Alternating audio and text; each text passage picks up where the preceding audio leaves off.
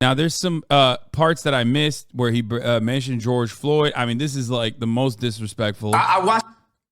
From what I understand, it ranges from like hyper anti-Semitic shit to like very anti-black bullshit that you hear from Candace Owens, like verbatim. This is a Candace Owens line, from what I understand, verbatim. Watch the George Floyd documentary that Candace Owens put up. One of the things that his two roommates said was, they want a tall guy like me. They want a tall guy like me. And the day when he died, he said a prayer for, 8 minutes. Mm-hmm. He said a prayer for 8 minutes. They hit him with the fentanyl.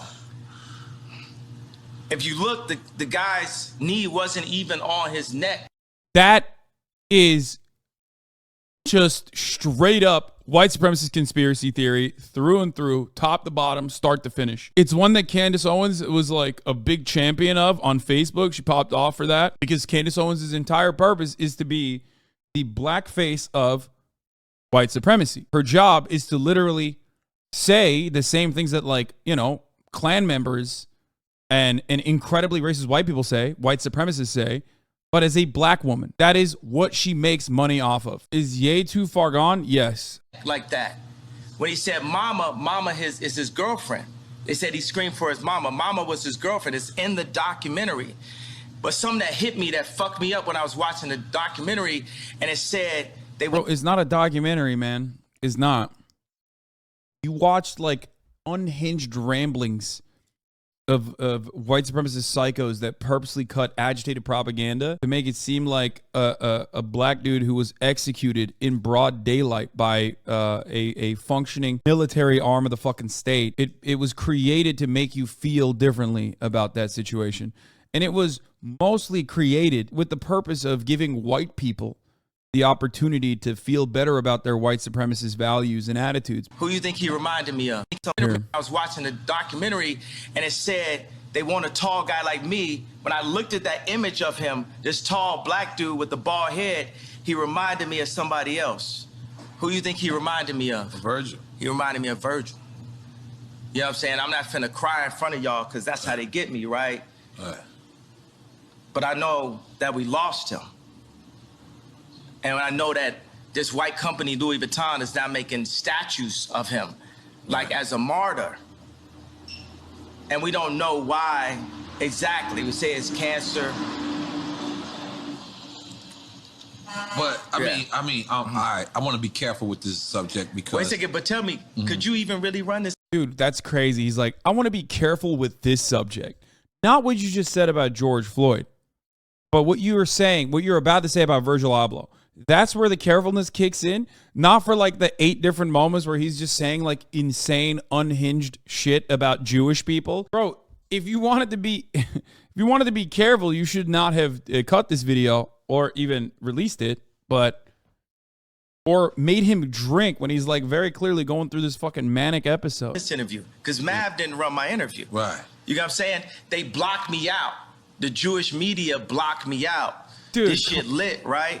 I'm lit, right? I'm lit. I'm lit. You know what I'm saying? JP Morgan, I put $140 million. The JP Morgan thing, by the way, is another fucking insane moment that was weaponized by the likes of Kanye, not Kanye, sorry, Candace Owens. Turns out he wanted to take his money out. And was like literally naming fucking people that worked at the bank. These fucking banks don't give a shit, okay? They don't give a shit, especially when you're rich. They work with literal terror groups, okay? They don't give a fuck. They just want the money. So for a bank to drop you when you have hundreds of millions of dollars at that bank, you had to go above and beyond. Turns out he did. Turns out he actually did. He literally went above and beyond. He was naming fucking executives and shit. And the JP Morgan, and they treated me like shit. So if JP Morgan Chase is treating me like that, how they treating the rest of y'all? That's outrageous, yeah. And this murderers with Chase accounts. Yeah. That's what I'm saying. I am outraged. By the time people always, they want to calm it down. Because no matter what, you didn't break no law. I didn't break a law. No matter I didn't what, break a law. The bank shouldn't be a judge or jury on anything that's going on. But this is it's like a social contract. Candace Owens has a word for it, I'm forgetting it. But it's basically like they told Candace Owens she couldn't hang out with me. You know, I'm here.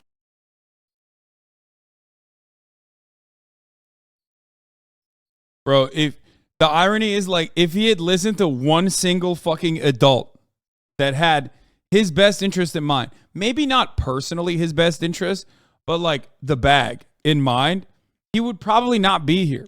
Okay? He would not be going through this fucking insane, like his ego is so crazy, man. It's not just fucking bipolar mania. He also already has like ego on super drive. So he's just like, no, I will literally fucking be with, oh, you don't want me to hang out with Candace Owens? I'm going to hang out with her extra hard. You don't want me saying that stuff that she's saying? I'm going to fucking be the #1 mouthpiece for Candace Owens' takes.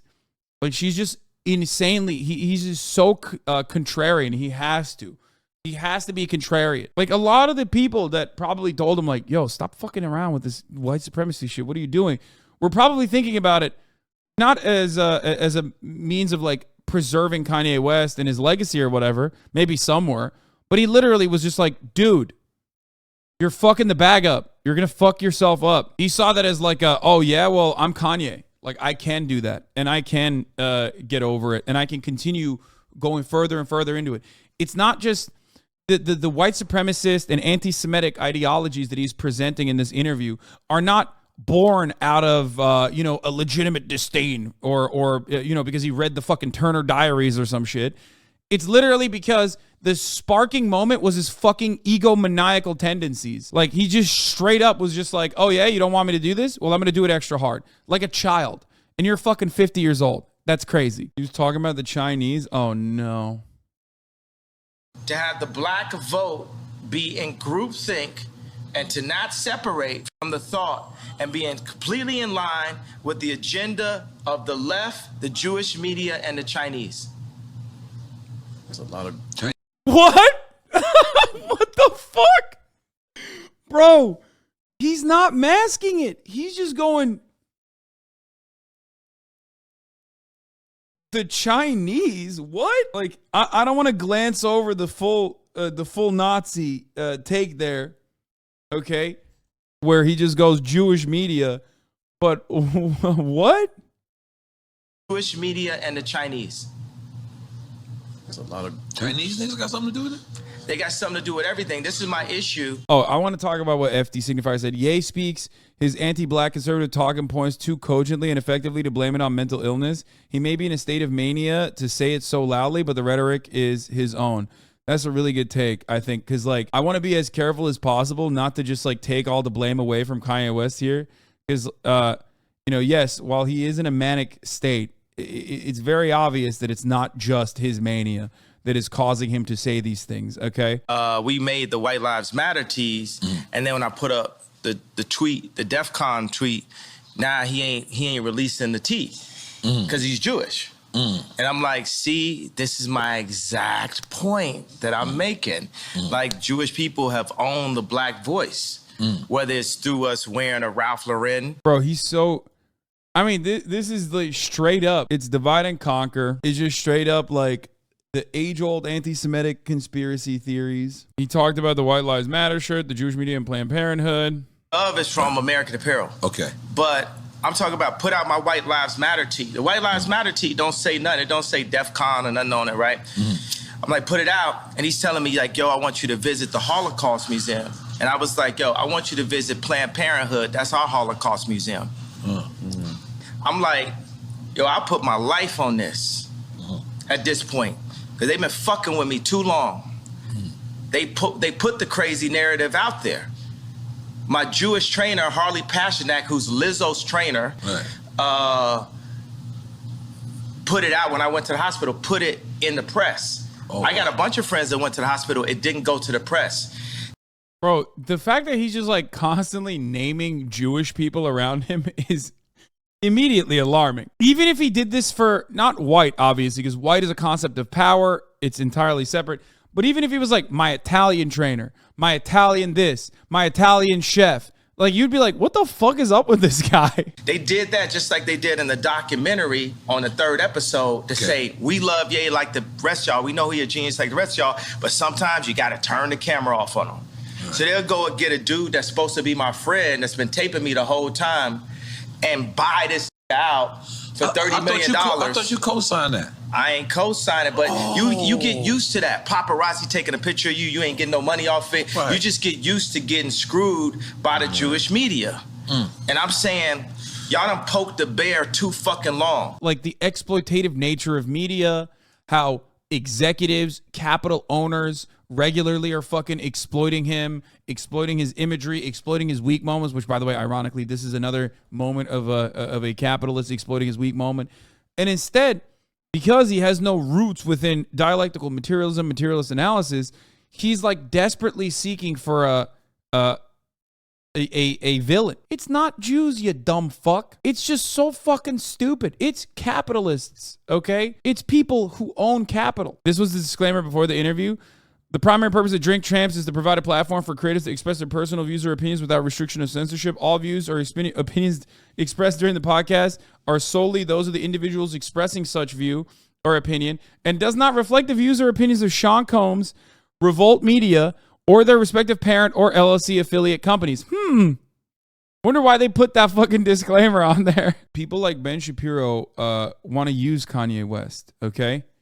They want to use Kanye West as best as they can because they understand that he's a profoundly popular person. For that reason, like, they'll overlook his clear anti-Semitic tendencies. At this stage, I think it's just like varying degrees of exploitation, right? Like, you have these guys who are friends with Kanye but are clearly exploiting his mania for views. You have people like Candace Owens who are even worse because, like, they are the ones who are, like, literally fucking using any and every opportunity to spread a white supremacist message through Kanye West. And obviously Kanye West himself is like not a fucking baby. You know what I mean? He is like, he has individual responsibility. There is a point where like, he's not a victim. You know what I mean? He's a grown ass man. He's like 50 years old almost. Like, that's crazy. And I do think like deep down inside, his narcissism is kicking in. And his interest in like wanting to sell whatever new thing is coming out. You know, another album. That's what's guiding him to like dive further and further into his mania.